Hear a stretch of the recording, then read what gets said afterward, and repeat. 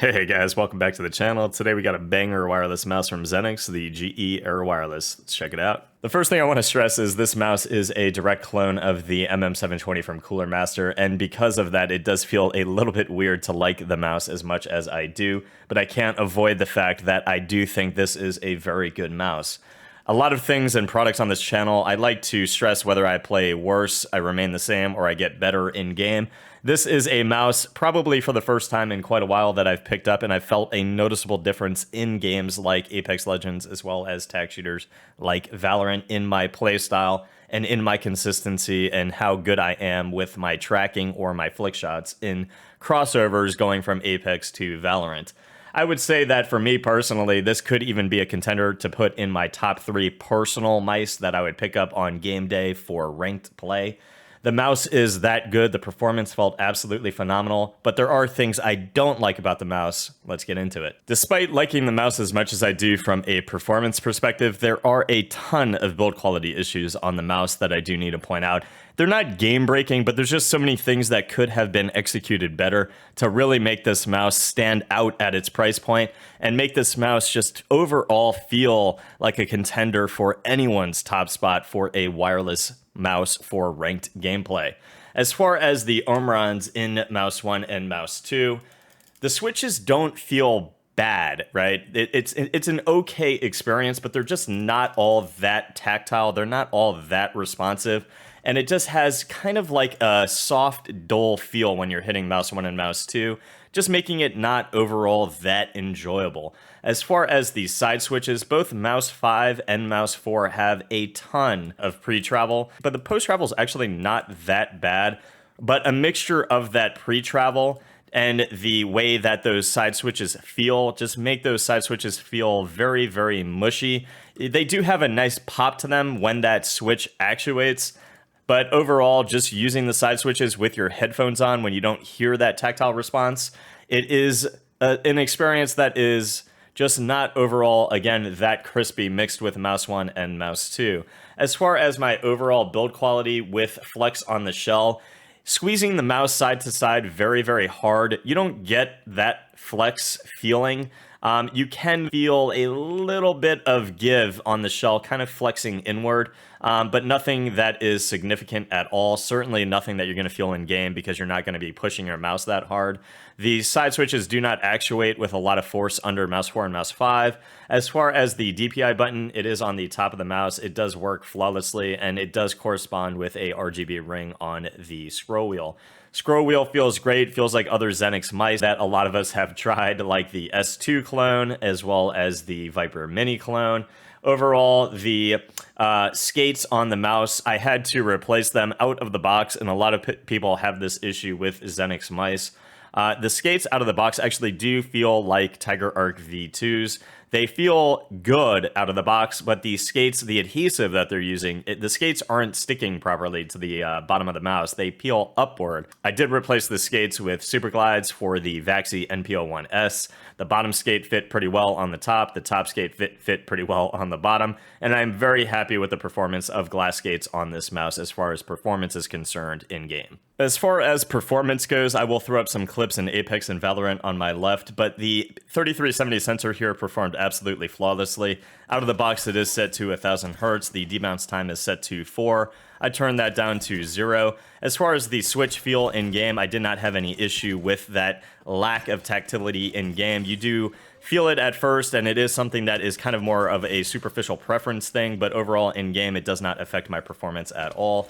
Likewise, the build quality, the side flex on Mouse 1 and Mouse 2, there was absolutely no issue in that regard at all. As far as the wireless performance with that 3370, the mouse felt absolutely crispy as heck. I did not have any issue feeling any latency type problems, and it felt just as crispy to me as my G Pro Superlight. Out of all FPS shooters that I currently play, I definitely have the most time in Apex Legends, and I play Apex at a very high competitive level, having been Predator and being Masters generally every season since stopping my grind to Pred. As far as the consistency that I look for when trying to determine whether or not a mouse is better than the other mice that I play with, generally, yes, I can pick up a mouse and play at a very high level, but there is a different feeling of consistency when you are hitting both your long range shots and your close range shots, and not all mice feel consistent in that regard. And I can say that the Xenics felt very, very good and consistent for not only long range tracking and for long range micro adjustments, but for close range tracking and very fast micro adjustments in that regard as well. And not only is it an issue of consistency for tracking and for flicks on certain mice. You know, not all mice feel good for those flicking type motions and for tracking. Not all mice kind of give you that consistency for both of those motions. And I felt very, very comfortable with the Xenics with my time using it, and something that I felt I played at a very, very high competitive level. On fire. Thanks for the carry. As far as the base of the mouse and its width, I think a lot of that extra added stability comes from that right ring finger rest and that nice comfort groove on your thumb, making it feel as though you are using a wider based mouse like a Death Adder. Extra stability for tracking purposes in games like Apex, but the mouse is so small and you have so much inner hand maneuverability that it feels very, very crispy for micro adjustments like something like the Origi V2 or the Starlight 12 Small. A mouse that has very good attributes from a wide array of different mice, making it feel absolutely phenomenal for games like Apex and absolutely phenomenal for games like Valorant and CSGO. A mouse that I think that a lot of people should try, but that entry price with shipping on eBay make it a little scary to kind of jump into. I can't speak to the overall build quality of the entire line of this batch. I can only speak to the build quality of the copy that I paid for. And overall, I am very happy with this mouse. And again, a mouse that I might be maining for the indeterminate future. Now, getting into the comparison of this mouse compared to the Coolermaster MM720, the shape and design are so similar that I don't even think it is warranted to bring up a feel comparison between the two. I would say that the scroll wheel, as far as scrolling up and down, feels better on the Xenics. Mouse 3 and the switches feel better on the Coolermaster MM720 with those optical switches compared to the Omron switches in the Xenics Titan GE Air. And you can see that one of the main differences is the placement of the side switches. The side switches feel nicer on the, as far as the plastic covering the switches feels better on the Xenics. I would say that my side buttons, though, feel better on the Coolermaster MM720, and the buttons feel a little bit higher on the Xenics compared to the Coolermaster. It could just be a difference in the size of the side switches, which are a little bit bigger on the Coolermaster MM720. One of the minor differences you can see as well is that the Xenics does have a DPI button near mouse 1 and mouse 2.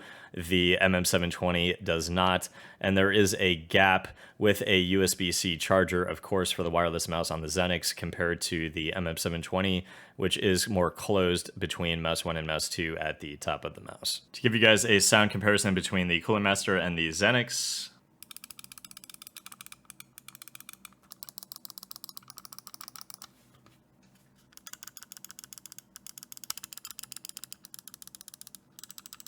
so overall, guys, I enjoy the MM720 a lot. This is probably one of the best wireless mice that I have used as far as my own personal preferences and in terms of my in-game performance after swapping the skates to those glass super glides.